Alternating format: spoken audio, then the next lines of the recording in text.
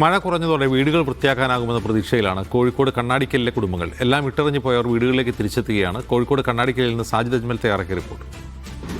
പ്രളയകാലം എന്നുള്ളത് ഈ പരസ്പര സഹകരണത്തിന്റെ കൂടി കാലമാണ്. ഞങ്ങൾ കണ്ണാടിക്കൽ ഭാഗത്ത് നിൽക്കുമ്പോഴാണ് ഈ രജീഷും അതോടൊപ്പം തന്നെ അദ്ദേഹത്തിന്റെ ഭാര്യ ലീനയെയും കണ്ടത്. അപ്പോൾ തന്നെയാണ് ഒരു ജീപ്പുമായി രാഹുൽ എന്ന ചെറുപ്പക്കാരൻ വരുന്നത്. അവർക്ക് പോകാൻ പറ്റുന്നതിന്റെ പരമാവധി ദൂരം ഞങ്ങൾക്ക് ഒപ്പം ഈ ജീപ്പിൽ രാഹുൽ അവരെ എത്തിച്ചിട്ടുണ്ട്.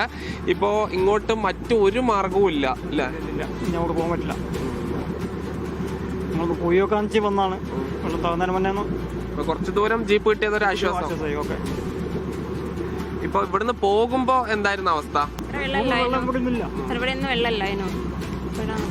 ഇനിയിപ്പോ അവിടെ പോയിട്ട് ഇത്ര ഒരു സുരക്ഷിതമായിട്ട് പിന്നെ ക്ലീൻ ചെയ്യാൻ പറ്റുന്ന ഒരു അവസ്ഥയായിരിക്കോ?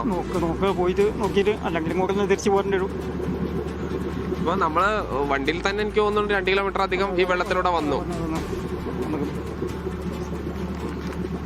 ഇപ്പോ ഈ വെള്ളം എന്ന് പറയുന്നത് അവർ നേരത്തെ പോകുമ്പോഴുണ്ടായിരുന്ന ഒരു അവസ്ഥയല്ല. ഇപ്പോൾ വലിയ തോതിൽ വെള്ളം കയറിയിരിക്കുകയാണ്.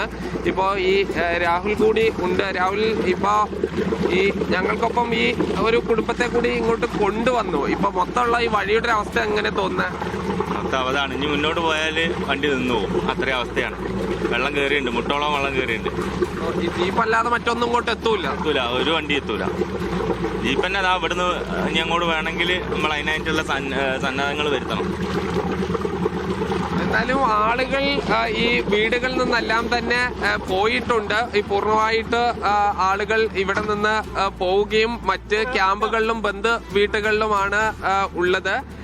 ഈ വീടുകൾ എല്ലാം നമുക്ക് കാണാം, പൂർണ്ണമായി മുങ്ങിക്കിടക്കുന്ന ഒരു അവസ്ഥയാണ്. കഴിഞ്ഞ ദിവസം ഇതിനേക്കാൾ വെള്ളം ഇന്നലെ ഉണ്ടായിരുന്നു. ഇന്ന് ഈ വെള്ളം കുറഞ്ഞിരിക്കുകയാണ് ചെയ്യുന്നത്.